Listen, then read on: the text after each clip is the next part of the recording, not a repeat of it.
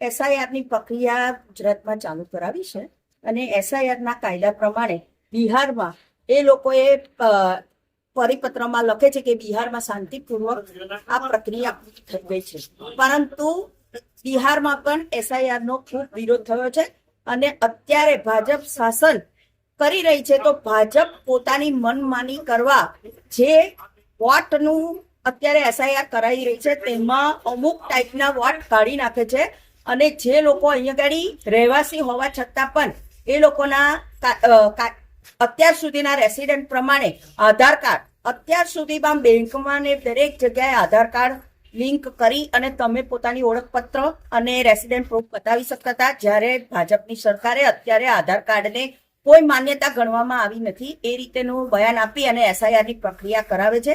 એમાં ભારતીય નાગરિકને મતાધિકારીઓને ખૂબ મોટું નુકસાન છે એસઆઈઆર બાબતે. એટલે મારે ભાજપ સરકારને એટલું જ કહેવાનું છે કે એસઆઈઆરની પ્રક્રિયા પોતાની ક્ષમતા મુજબ અને નિષ્ઠાપૂર્વક અને સત્યતાથી કરાવે તો કોઈ પણ મતદાર પોતાનો મત આપ્યા પ્રક્રિયાના મત આપ્યા સિવાય વંચિત ન રહે.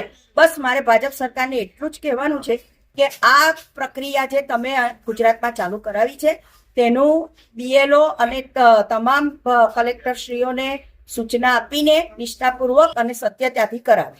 આપનું નામ? મારું નામ છોટાઉદેપુર જિલ્લા પ્રેસિડેન્ટ મોનાબેન.